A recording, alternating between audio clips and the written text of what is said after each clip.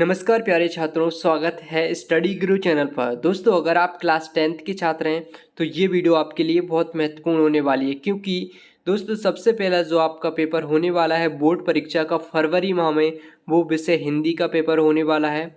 तो आपके हिंदी के पेपर के लिए जो क्वेश्चन और इनके आंसर आपको स्टेप बाय स्टेप बताने वाले हैं, वो आप ध्यान से इस वीडियो में देखिएगा, क्योंकि कुछ इसी प्रकार से आपका पेपर आने वाला है विषय हिंदी का।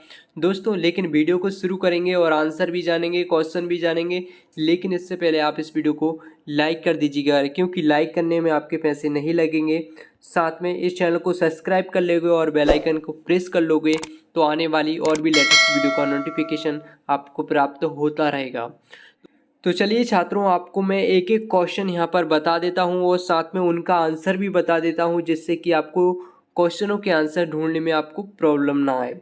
तो सबसे पहला प्रश्न है जिसमें आपको सही विकल्प चुनकर लिखना है, और जिसमें है सबसे पहला, भक्ति काल की समय सीमा है। दोस्तों, भक्ति काल की समय सीमा कितनी है? इसमें 4 ऑप्शन आपको देखने को मिलेंगे, लेकिन इसमें से जो सही आंसर है वो है आपका बवाला, संवत 1375 से संवत 1700। इसके बाद में दूसरा क्वेश्चन है, राम लक्ष्मण के गुरु का नाम था। इसमें 4 ऑप्शन है, परशुराम, विश्वामित्र, या फिर भृगु, या फिर तुलसीदास।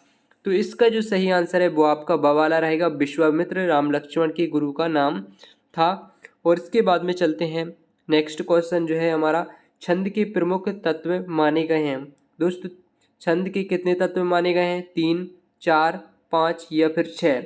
तो दोस्तों इसका सही आंसर होगा वो है 6। छंद के 6 तत्व माने गए हैं। और इसके बाद में आ जाता है हमारा नेक्स्ट चौथा क्वेश्चन, उपन्यास के सम्राट कहे जाते हैं।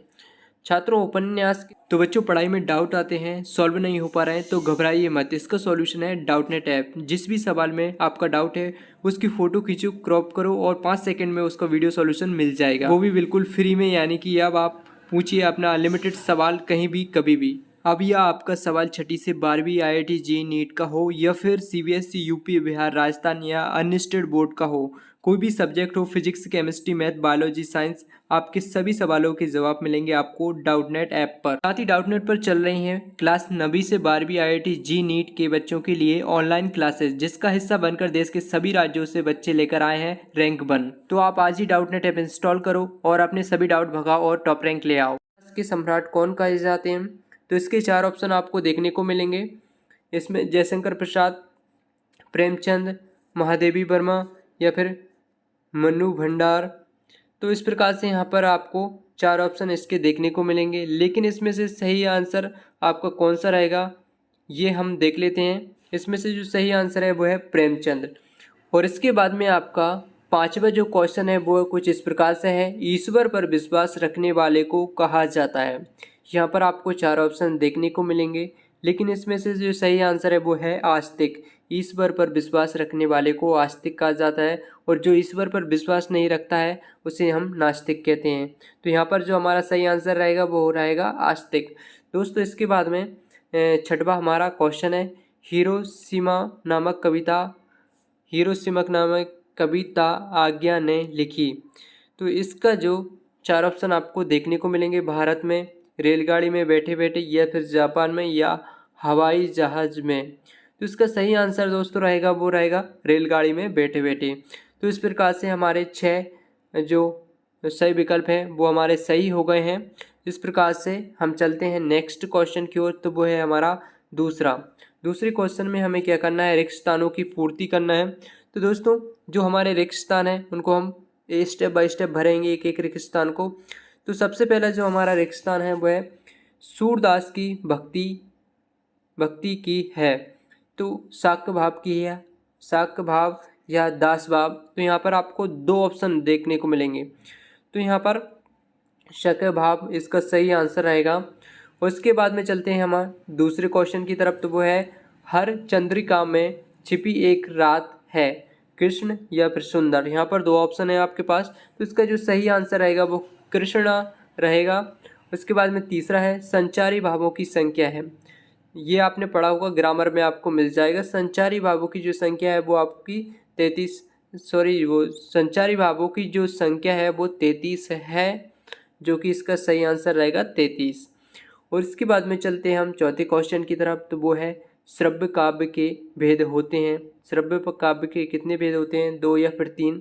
तो इसका जो सही आंसर रहेगा छात्रों वो रहेगा 3। और इसके बाद में चलते हैं पांचवें क्वेश्चन की तरफ, तो वो है फादर वुल्के की पढ़ाई छोड़कर सन्यासी हो गए।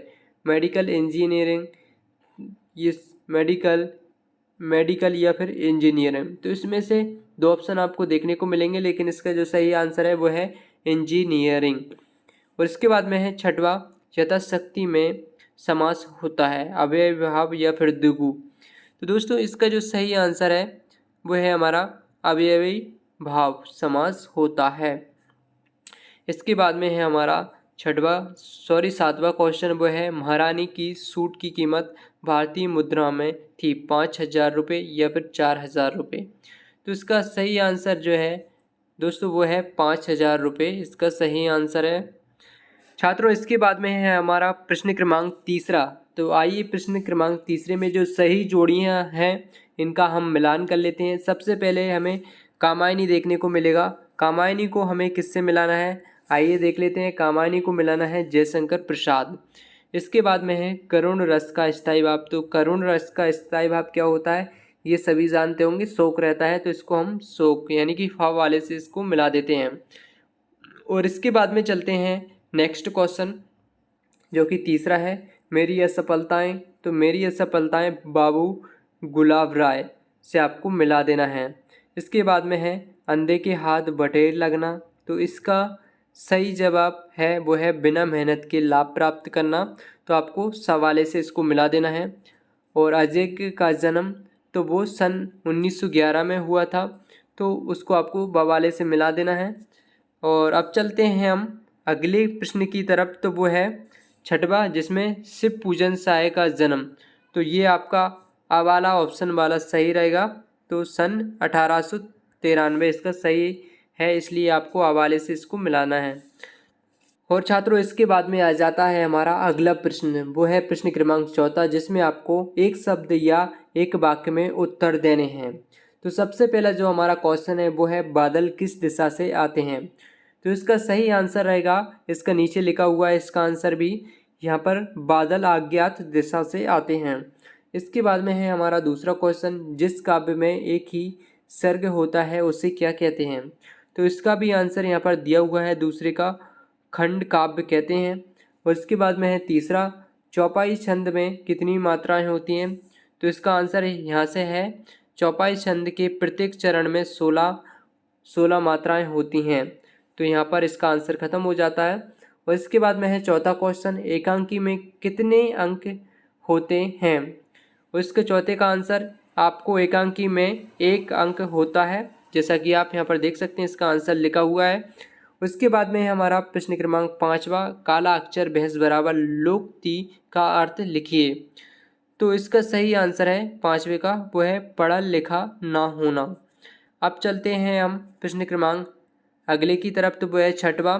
तो छठवें का जो आंसर है वो है जो छठवां क्वेश्चन है वो है हिंदी का पहला आंचलिक उपन्यास कौन सा माना जाता है।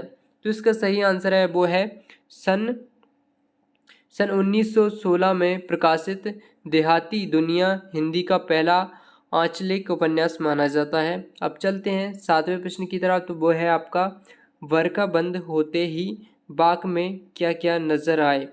तो इसका आंसर है वर्षा बंद होते ही बाग में बहुत सारे बिच्छू नजर आए। तो इसका सही आंसर यहाँ पर लिखा हुआ है। दोस्तों अब चलते हैं हम सत्य और असत्य की तरफ। तो हमारा सत्य और असत्य हम यहाँ पर देख लेते हैं। सबसे पहला सत्य और असत्य है वो है हमारा छायावादी कवियों में निराला ने सबसे पहले मुक्ति छंद का प्रयोग किया है। तो ये सत्य है, यह असत्य। तो ये जो है वो बिल्कुल सत्य है। उसके बाद में चलते हैं, दूसरा है प्रबंध काव्य में पूर्वापर संबंध होता है। तो इसका जो सही आंसर है वो है सत्य।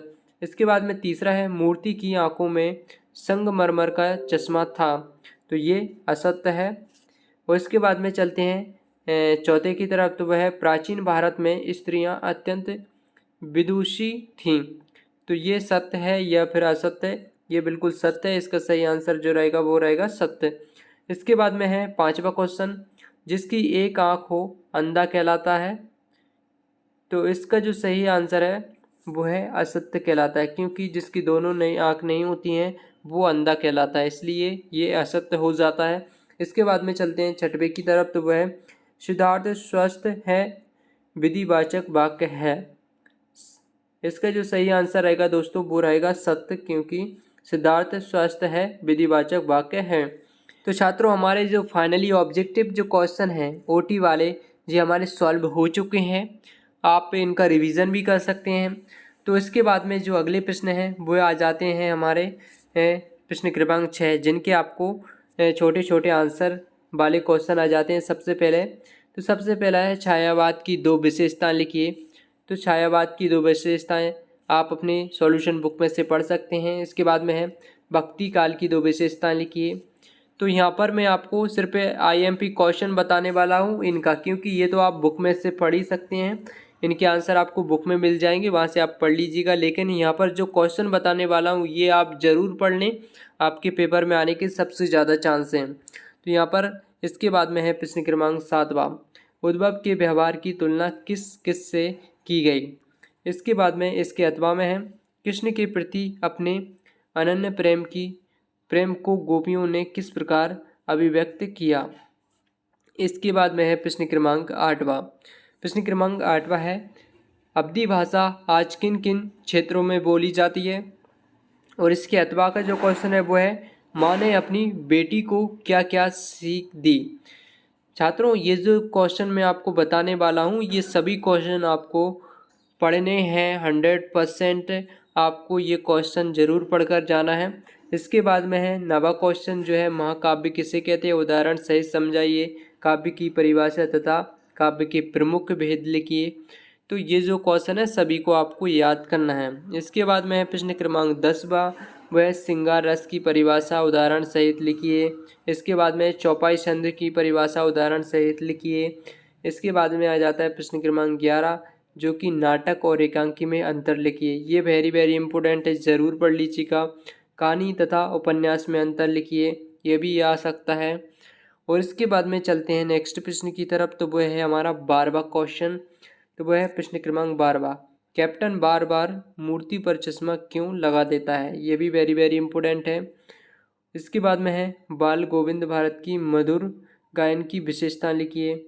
इसके बाद में 13वां क्वेश्चन है नम आंखों को गिनना स्याही फैलाना है पंक्ति का आशय स्पष्ट कीजिए। इसके बाद में इसके अथवा में है आग की खोज एक बहुत ही बड़ी खोज क्यों मानी जाती है। इसके बाद में है प्रश्न क्रमांक 14वां, वह है विक्रिया विशेषण की परिभाषा उदाहरण सहित लिखिए। और इसके बाद में जो अथवा में है वो है अनेकार्थी शब्द किसे कहा जाता है, इसकी आपको परिभाषा आ सकती है। इसके बाद में चलते हैं प्रश्न क्रमांक 15वें की तरफ। तो वो है हमारा रानी एलिजाबेथ के दर्जी की परेशानी का क्या कारण क्या था, ये आपको क्वेश्चन आ सकता है। और इसके बाद में जो नेक्स्ट क्वेश्चन है इसके अथवा का वो है राजधानी में किस बात का तेल का मचा था। इसके बाद में हमारा वेरी इंपॉर्टेंट क्वेश्चन महाकाव्य तथा खंड काव्य में अंतर लिखिए। ये आपको ज़रूर आ सकता है। संचारी व्याप तथा विभाग में अंतर लिखिए, ये भी आ सकता है। और इसके बाद में है हमारा 17वां क्वेश्चन जो है वो है मुहावरे तथा लोकोक्तियों में अंतर लिखिए। तो अंतर वाले क्वेश्चन 1-2 अंतर वाले क्वेश्चन आपको अपने पेपर में ज़रूर देखने को मिलेंगे। इसके बाद में जो दूसरा है वो है द्विगु समास तथा दंपत्ति समास में 3 अंतर लिखिए, ये भी आपको कर लेना है। और इसके बाद में आ जाता है प्रश्न क्रमांक 18। तो जो प्रश्न क्रमांक 18 है इसमें आपको क्या करना है ये भी मैं आपको बता देता हूँ। निम्नलिखित अपठित गद्यांश को पढ़कर नीचे दिए प्रश्नों के उत्तर देना है। तो जो गद्यांश है इसको आपको पढ़ना है। इसमें से आपको 3 प्रश्नों के आंसर निकालने हैं। सबसे पहला है उपरोक्त गद्यांश का उचित शीर्षक लिखना है आपको। देश के प्रति समर्पण का भाव कब जागृत होता है, ये आपको ढूंढना है इसमें। इसके बाद में उपयुक्त गद्यांश का सारांश आपको लिखना है। तो ये आपको यहाँ पर ढूंढ लेना है। और इसका जो विस्तार से हम वीडियो बनाएंगे गद्यांश को लेकर, क्योंकि ये डेफिनेटली कोई ना कोई सा गद्यांश जरूर आता है जो कि हमें पक्का नंबर आपको दिलाने वाला है ये गद्यांश। जो कि हम डिटेल में इसकी वीडियो बनाएंगे। अगर आप चाहते हैं तो कमेंट करके हमें बता सकते हैं, हम डिटेल में आपको समझा देंगे। इसके अथवा में जो गद्यांश दिया हुआ है वो कुछ इस प्रकार से है। और इसके बाद में है प्रश्न क्रमांक 19वां। तो जो प्रश्न क्रमांक 19वां है वो कुछ इस प्रकार से है। द्विवेदी जी की भाषा शैली पर अनुच्छेद लिखिए। और इसके अथवा में सूरदास के पद में गोपियाँ तथा उद्धव के मध्य हुई संवाद को लिखिए। और इसके बाद में है प्रश्न क्रमांक 20वां, जिसमें निम्नलिखित पद्यांशों का संदर्भ प्रसंग सहित आपको भावार्थ लिखना है। तो ये जो संदर्भ प्रसंग पद्यांश हैं उनके संदर्भ प्रसंग आपको लिखना है और इसके भावार्थ भी आपको लिखना है। तो इसलिए आपको एक किसी भी पार्ट में से आ सकते हैं, तो जो आपको अच्छे से पढ़कर जाना है संदर्भ प्रसंग, क्योंकि ये भी आपको अच्छे नंबर दिलाएंगे। इसके बाद में है प्रश्न क्रमांक हमारा 22वां। यहाँ पर देख लेते हैं 22वें में क्या दिया हुआ है। 22वें में जो महत्वपूर्ण है वो है विद्यालय के प्राचार्य को बुक बैंक से पुस्तक प्राप्त करने हेतु आवेदन पत्र। और इसके बाद में अध्वाम जो है वो है अपने जिले के जिलाधीश महोदय को परीक्षा काल में ध्वनि विस्तारक यंत्रों पर रोक लगाने हेतु आवेदन पत्र लिखिए। छात्रों, आपको एक आवेदन पत्र जरूर लिखने को आएगा, तो ऐसे में आवेदन पत्र कोई सा भी हो सकता है, इसलिए बुक बैंक का वाला आप जरूर याद करें। इसके बाद में ध्वनि विस्तारक यंत्रों पर रोक लगाने हेतु आप ये भी ज़रूर याद करें। तो ये जो 2 एप्लीकेशन आपको बताई गई हैं ये तो आप ज़रूरी याद कर लें। और इसके बाद में जो प्रश्न क्रमांक 23वां है वो है निम्नलिखित विषयों में से किसी एक विषय पर आपको रूपरेखा सहित निबंध लिखिए। तो ये जो चारों पॉइंट है, पर्यावरण, प्रदूषण, कारण और निवारण, नारी सशक्तिकरण, विज्ञान के चमत्कार और कोरोना वायरस का भारतीय अर्थव्यवस्था पर प्रभाव, तो इनके जो हैं वो आपको रूपरेखा भी पढ़ लेना है। और इसके अलावा जो निबंध है वो भी किसी 1-2 निबंध आप जरूर याद कर लें, जैसे कि विज्ञान का चमत्कार रहा, कोरोना वायरस का आप ज़रूर करें। ये आपका 100% आपको 100% तो नहीं, ये 99% मैं ज़रूर बोलूँगा कि ये 99% आपको परीक्षा में ज़रूर देखने को मिल सकता है ये निबंध।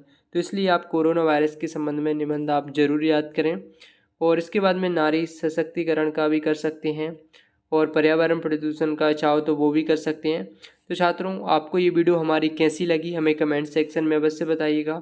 कोई भी डाउट है आपका तो वो भी हमें कमेंट करके पूछ सकते हैं, उसका जो जवाब है आपको ज़रूर मिलेगा। और छात्रों, आपको ये वीडियो कैसी लगी हमें इस वीडियो को लाइक कर दीजिएगा और इस वीडियो को अपने दोस्तों को ज़रूर शेयर करें, जिससे हमारा मोटिवेशनल बना रहे और इसी प्रकार से आपके लिए लेटेस्ट वीडियो लेकर आते रहें। और लेटेस्ट वीडियो प्राप्त करने के लिए आप इस चैनल को सब्सक्राइब जरूर करें। थैंक्स फॉर वॉचिंग, मिलते हैं नेक्स्ट वीडियो में।